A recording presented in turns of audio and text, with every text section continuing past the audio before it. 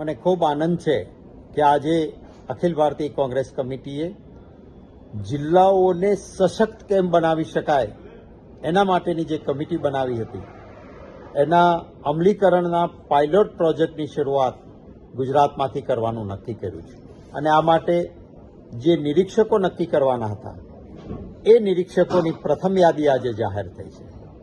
15 અને 16 તારીખ આ જ કામ માટે ગુજરાતમાં રાહુલ ગાંધીજી પણ ઉપસ્થિત રહેશે. માનની મુકુલ વાસનિકજીની અધ્યક્ષતામાં 9 વ્યક્તિઓની એક કમિટી બની હતી કે જિલ્લાઓને કેવી રીતે સશક્ત બનાવીએ, આપણા જિલ્લા કોંગ્રેસ પ્રમુખોને વધુ સશક્ત બનાવવા માટે શું કરી શકાય. આ કમિટીએ ખૂબ લંબાણપૂર્વક અભ્યાસ કરીને એક રિપોર્ટ તૈયાર કર્યો હતો. ત્યારબાદ જે અખિલ ભારતીય કોંગ્રેસ કમિટીના મહામંત્રીઓ છે એમણે એના પર મંથન કર્યું હતું. દેશભરના જિલ્લા કોંગ્રેસના પ્રમુખશ્રીઓ સાથે સંવાદ બાદ કોંગ્રેસ વર્કિંગ કમિટીએ આ કમિટીના જિલ્લાના પ્રમુખોને સશક્તિકરણ માટેના કાર્યક્રમની જે રૂપરેખા તૈયાર થઈ હતી એને મંજૂરી આપી છે. જ્યારે આની શરૂઆત કરવાની હતી ત્યારે મેં વિનંતી કરી હતી કે આ કામની શરૂઆત, આનો પાયલોટ પ્રોજેક્ટ જો ગુજરાતમાંથી થાય તો સારું. અને મને આનંદ છે કે એઆઈસીસીએ એ દરખાસ્ત સ્વીકારીને પાયલોટ પ્રોજેક્ટ એ ગુજરાતમાંથી શરૂ કરવાનું નક્કી કર્યું છે.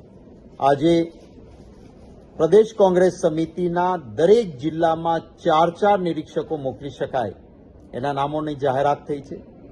ખૂબ સિનિયર આગેવાનો, આખા રાજ્યના પ્રભારી તરીકે જેમણે કામ કર્યું હોય એવા વરિષ્ઠ નેતાઓ એક વ્યક્તિ જિલ્લા દીઠ એ ગુજરાતના બહારથી આવશે. આમ 5 વ્યક્તિનું બનેલું પંચ એ દરેક જિલ્લા મથકે જશે અને ત્યાં કાર્યકર્તાઓ સાથે સંવાદ, જિલ્લાના સશક્તિકરણ માટેની જે વાત છે એ નિર્ધારિત થશે.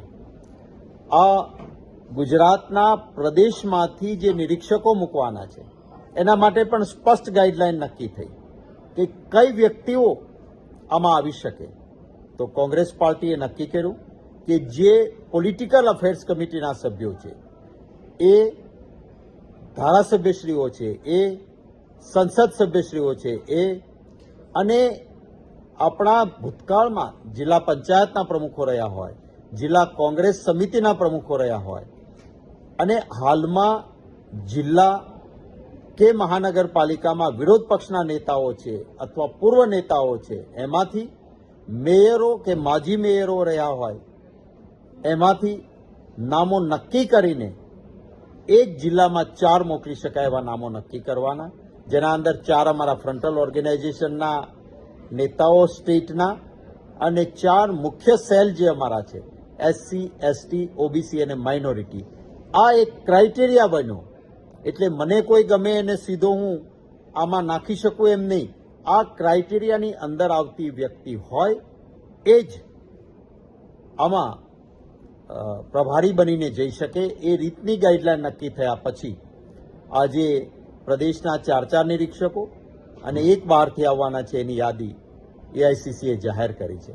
15 તારીખે રાહુલ ગાંધીજીની હાજરીમાં આ નિરીક્ષકોનું ઓરિએન્ટેશન કહીએ, આપણે ટ્રેનિંગ કહીએ કે આગળની રૂપરેખા માટેની ચર્ચા, જે કંઈ નામ આપવું એ આપીએ, એની ચર્ચાઓ 15 તારીખે થશે.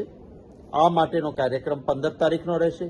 16 તારીખે એક પાયલટ પ્રોજેક્ટના અમલીકરણના ભાગરૂપે રાહુલ ગાંધીજીની હાજરીમાં ઉત્તર ગુજરાતના અરવલ્લી ખાતે મોડાસામાં રાહુલ ગાંધીજીની હાજરીમાં કાર્યકરો સાથે સંવાદ અને આ પ્રક્રિયાની એક શરૂઆત એ ત્યાંથી થવાની છે, જેની માહિતી આપતા મને પણ ખૂબ આનંદ અને ગૌરવ થાય છે.